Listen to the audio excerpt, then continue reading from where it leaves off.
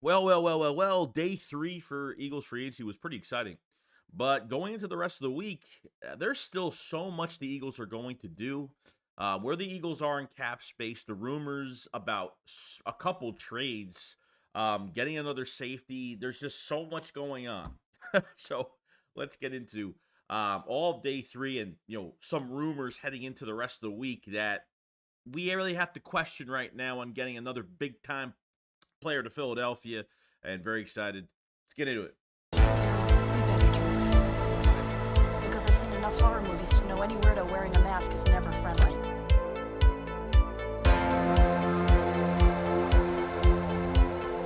Yo, what's going on, guys? I hope everyone's having a fantastic day today. So, the Eagles have had a pretty damn strong free agency so far. Not only, re-signing some of their own guys, but going out there and being pretty damn aggressive towards the market, getting big needs for the Eagles. And you still have a whole entire draft. You still have so many moves to make, okay? The one move that did happen was with Jake Elliott, getting his 4-year, $24 million contract, $6 million average per year. Tied, I think, with the same contract, highest in the league with Justin Tucker, one of the best kickers around. And I think the most consistent player we've had for the past, since he's been here. I mean, even last year in some of these bad weather condition games, Jake Elliott was the most, persistent when it came to the kicking and putting points on the board, and never really questioned Jake ever. And he's gotten so much better. And the Eagles want to keep him long term. So the Eagles have done a good job on kind of keeping their special teams together, extending Rick Lovato, the long snapper, to a 1-year extension. Braden Mann, the punter that came in for Aaron Sipos last year and did a really good job, he gets a 2-year deal. And now Jake Elliott gets a monster $6 million per year average. That's really good pay for a kicker, man. A lot of kickers, die for money like that. Want to get money like that, and very happy with Jake Elliott getting all that. So that's great. Now, going into the third day, we kind of figured out, the rest of the week, like, Chauncey Garner-Johnson was signed. We were really happy about it. There's been rumors that, the Eagles want to go after two safeties. There could be another safety coming in. Now, there's been news on Justin Simmons, which I know Derek Gunn put out some news that, apparently the Eagles aren't really considered to be in the sweepstakes for him. I guess he just wants a lot of money at this point. He's an all-pro player at a high level, playing at a high level, and wants to get paid. So how much of this is true, I don't know. The asking price might be high for Simmons right now. As each day go, I haven't heard really any rumors about Justin Simmons. Really, I think the Titans had rumors in him. But other than that, I really haven't seen any other names going out there. They've connected the Eagles with him a million times because of Vic Fangio. He was the head coach at Denver, and I guess it makes more sense. But other safeties that are out there right now, Tracy Walker at 28 from Detroit that was released. I mean, Cameron Curl is another one from Washington that I would keep my eye on too. I mean, and Reed Blankenship might have to take a back seat this year. We'll see. I know a lot of Eagle fans were talking about Chauncey moving to the nickel, and they're going to sign another safety, and Reed's going to start. I don't know. You want to give Reed as much competition in front of him as possible. Don't make anybody comfortable on this roster. And Cameron Curl could be that guy. We'll see in the coming days if they sign another safety going forward. I think they need one more body, and then obviously you'll add your future contracts, your guys for camp, and there'll be a whole lot of bodies competing at that position. So the Justin Simmons thing, I still think it's in the air right now, circulating. And as the days go on, and Justin Simmons is still not signed to a team right now, I think that price is going to get lower and lower. I don't know what he's looking for in a short term, big guaranteed contract. I mean, I can't, at 31 years old, I can't see him getting anything that long term. Maybe a 2-year deal, maybe a second year option or something like that after a year to see how he plays. I don't know. But I know that the Vic Fangio connection is pretty damn strong. Justin Simmons loves to play for him, and I wouldn't really count this out yet. So we'll see what happens. Now, Josh Sweat, we haven't heard anything, especially with the Reddick, the Josh Sweat, the whole thing that's going on right now. Josh Sweat went on his Instagram a couple days ago, I think, a couple days ago, and said, "I will miss you all." A big, message to say, hey, I'm getting traded, because they're going to put Bryce Huff on one side, Reddick on the other. It doesn't seem like Reddick is going to be traded, and yet nothing has happened with HaasonReddick yet. So I'm actually really interested to see how much draft capital we're going to get. If they can land a second round pick, man, it'd be great. I feel like it's going to be a third to a fourth round pick straight up for Josh Sweat. It was going through the prime years at 26 now, so there's going to be a team out there that's going to acquire his services. The Eagles are doing as much as they possibly can to get the best draft compensation for him. And it sucks, but you just paid Bryce Huff 17 million a year, so they could keep Josh Sweat if they want, but I think as he's going to have some interest in, to be honest with you, add more draft compensation because there could be draft day trades as well. If the Eagles are not trading specific players right now or trading for specific players from other rosters. It comes down to the cap space, what they're doing, especially with the rest of what they're doing with their secondary and some of the still have holes at linebacker. So I mean, there's a lot going on here, but this is just a big chunk of what could happen with the Philadelphia Eagles with Josh Sweat going forward. Sorry, there was something flying on my radar here. And I'm excited to see what happens. Reddick, we haven't heard anything. No extension, no trade, no nothing. A big chunk of cap space is coming back to the Philadelphia Eagles soon, as of right now. We'll talk about the cap space by the end of this video because I think it's really interesting for, Eagle fans need, talked about it in my live stream yesterday, want more Eagle fans to know about it because I think it's really important. And Howie Roseman has been a genius moving the numbers around. That's all I really got to say. Now, Josina Anderson, there's been some news. This was from the other day, so a couple days ago, where the Eagles are still in the market on the hunt for a linebacker, one way or another, per league sources. So that's the one position they haven't touched. They've let every linebacker just go sign with other teams. They haven't done anything. Obviously, they signed the one guy from the Saints, but that's really it. He's a nice depth piece for the Eagles. Had some recent success with the Saints, and really hasn't, it's not, a good system type guy linebacker that can play off-ball linebacker, inside, outside. So he's more of a plug-in type guy that can follow the scheme and play well with good players around him. More of a role-playing linebacker that they have in that guy that they did sign. Okay. But then obviously, not only linebacker will be, a big one for the Eagles, but quarterback, backup quarterback, which the Eagles don't have right now. There was a report that came out the other day that Joe Flacco, I think the Eagles had interest in bringing him back, and it didn't happen. So he will go to, I think he's in Las Vegas, I think, as the backup. I forgot, behind Gardner Minshew, I think, on another team. So don't know what they're doing at backup quarterback. Linebacker wise, I know that Jerome Baker was out there. He is still out there. Another Vic Fangio guy, really good coverage linebacker. Unfortunately, as of right now, he's visiting a couple teams, and the Eagles are on that list. So that's probably a bad sign that either the Eagles just don't have any interest in some of these free agent linebackers, or listen to Josina Anderson to think that they're going to trade for a linebacker. Okay. I think they're going to look for a specific linebacker that fits what they do, that's relatively young, and that is causing a team to have too much, maybe they're over the cap. Maybe there's a team out there that's over the cap. They have a linebacker that could free up a lot of money. The Eagles might want to trade. I mean, I don't know. The Eagles have draft compensation. They can get something done. So if they haven't touched linebacker to this point, I'm thinking it's going to be a trade.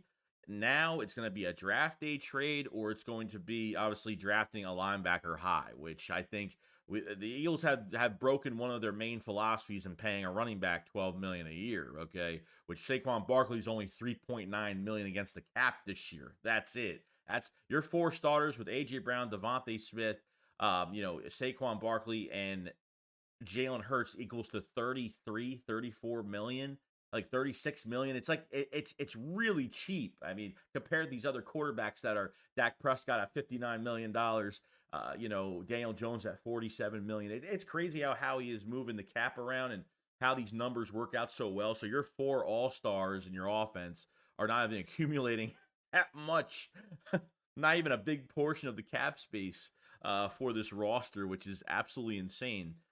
Trading for a lot, and I just want to add that in there. It's really important because this is why the Eagles still have $39.5 million in cap space where they can go out and add some pieces that fit the scheme under Vic Fangio that has worked with a lot of these guys. Anybody from Miami, I've always almost 100% have looked back at some players and said, he could be a potential target because whatever Vic Fangio, whoever he has coached to success, you got to put in it. If they are free agents or up for trades, you got to put them in the category that they could sign with the Philadelphia Eagles. I mean, even regarding to the secondary, Daniel Jeremiah had some news a couple days ago that he thinks the Eagles are going to go trade for, maybe the trade isn't for a linebacker. Maybe it's a trade for somebody in the secondary. Okay. All Eagle fans have been talking about Patrick Surtain. All Eagle fans have been talking about Asante Samuel Jr., okay, that has 1 year left. Patrick Surtain obviously has some money on his belt right now regarding his contract. His cap hits are pretty big, and they would have to rework that deal like crazy. And you know what? It's just into a thing now where Bradbury is still here. I think he will get cut. I think they will make a change. This draft is full of corners as of right now. You could draft your number one guy this year, plug him right in, and let him play. I think that's the most important thing. But Patrick Surtain, like I hear these names all the time. Eagle fans want these guys, but do you want to pay a cornerback after this year, or do you want to go into this draft your number one guy, and not pay somebody for 5 years? You know what I mean? Like until 5 years later, you know what I mean? That's a position you won't have to worry about re-signing for a while. That's why the draft is great, especially if you're in the Eagles at the 22nd overall pick. 2 second-round picks, and God knows with other trades going on between Josh Sweat and Reddick, if things are going to happen, they get more draft compensation. They can move up twice in this draft. You know what I mean? So to get your corner and get another position of need, really at the end of the day, the Eagles can get like 2 top 140 picks. I mean, seriously, like it's kind of crazy, like the talent that they could get in this draft instead of going out and paying a guy immediately. Unless Howie Roseman saying our window is open, they don't like the corners in this draft and they want to just sign somebody, trade for somebody, get something done. That's a whole nother thing. You know what I mean? If you sign Asante Samuel Jr., he only costs like what, $4 million for the year, so he's cheap. But you're gonna have to promise to give him that big extension after 1 year. And now these other contracts are gonna start to kick in. Landon Dickerson is gonna start to kick in. Devonte Smith has to get paid still, so that's something that's why when you draft, the more you draft well, the more you don't have to worry about doing moves like this. And spending more money. And the Eagles have been really good in the cap space as of right now. So a lot going on between trades, whether it's trading for a linebacker, trading for a cornerback. There's so much like big question marks. And the Eagles still have around, by the way, the Jake Elliott extension gave us $1 to $2 million. They're back up to $41.5 million. And with the Reddick extension, you're up to 50. I mean, you're probably past 50. It's crazy the cap space the Eagles have. It's only going to get better because of the league, getting that increased cap for the next few years. It's going to be nice for the Eagles to have some extra cash flow, which is great the next few years, and it's going to work out. Now I know a lot of people have been really down on Devonte Parker signing with the Philadelphia Eagles, and I completely get it. Like Devonte Parker, his 10th year in the league, and he's 31 years old. Hasn't really played well the last few years. The Patriots signed him a couple years ago, to be the main guy with Nelson Aguilar and a couple other guys. And I think with Devonte Parker, I don't think this is a lock. I don't think he is going to start as of right now. I'm just saying, I don't think the Eagles only paid $1.2 million for his contract. His overall contract is 4.5 just to acquire him. Okay. So it looks like the Patriots paid the Eagles paid 1.2. The Patriots paid the rest of the contract. So the Eagles got him for $1 million, pretty much. Low risk, high reward type move. There's no more depth at receiver right now. Does this take out the Eagles from drafting a receiver this year in the second round or something like that? No, it really doesn't. This is a nice little assurance policy. And to be honest with you, like Devonte Parker, as the number 4 receiver, it could possibly be. But has a high side as a number 3 where he's not going to get too much attention. A lot of people were telling me, these next gen stats are so stupid, because I can't stand when people put stats up like this, because it's just one of those things where it's kind of overboard. Devonte Parker has been really next gen stats for separation. His stats for separation. They test all that out, and somebody told me how they do it. I'm like, I didn't even know this was an actual like stat. It really depends on your coaching staff. It really depends on what route combinations you're doing. And, I mean, some of the skilled position players, like, I guess it matters for them, the way they run routes and how good of the athletic ability that you have. I've seen Devonte Parker the last few years get separation. Okay. There's no doubt, but he's been dead last since 2020 to 2023 in separation, one of the worst wide receivers. But interesting enough, the other stats pop up with Devonte Smith. Devonte Smith and A.J. Brown. Devonte Smith was ranked 53rd at 31.1% in separation. A.J. Brown was 72nd at 23.9%. So, I mean, this stat is stupid. It's going to come down to Kellen Moore and how he uses these receivers. Like, you can't base off of separation. I mean, there's just bad play calls, bad route combinations. We saw that last year. The route, the separation could have been a lot better. I think everything seemed to almost be contested at one point where they had two receivers, doing the same route, not even within a yard from each other. Like, and by the time Jalen Hurts would extend a play because nobody's open, everybody's running downfield almost the same exact way. There's nobody open because the route combinations are still going on. Nobody's even set. No one's even hit the break of their route yet. That's how bad this offense was last year. No pre-snap motion, not good substitutions. I mean, just ignoring certain positions when it comes to productivity. I mean, it was a disaster at play calling. And the separation stat is really stupid. If Devonte Parker is going to be put to the test, and that's perfectly fine. As a number 4, I would love him there. As a number 3, make him fight for it. I think he could still get separation. He's a big body. He's still got wheels on him. He's still fast, but not being the focal point, not saying not the focal point, but at least, like, there's going to be a lot more attention around him, and Kellen Moore likes to pull every strand of skill out of every position, push his quarterback, push his receivers. He likes getting a lot out of his tight ends, pre-snap motion, running from under center, passing from under center, short passes. Make these receivers work for it. Don't just look for the long ball downfield every single play, because you're just not for me, you're not impressing me with your garnishing any creativity within this offense. You know what I mean? So I think there's a big chance for Devonte Parker. I didn't really like the signing. I really didn't care for it that much. I see why they did it, because it is somewhat of a low risk, high reward steal, I guess you could say. I wouldn't say steal yet, but at least you're getting out of Devonte Parker at an older age, and to not be like, he's not a number 1 receiver anymore, but as a added equity for this offense. And, all you have right now is Devonte Parker, Austin Watkins Jr. They extended 2 years because they think he maybe could be a depth receiver for us. We'll see what he does in camp. But I wouldn't take it out of context that he can't be the number 3 guy in Philadelphia. There's a big chance he might. How he comes to camp, how he works, and at least he's going to have competition and see how he does. And if the Eagles want to get rid of him, they just get rid of him. You know what I mean?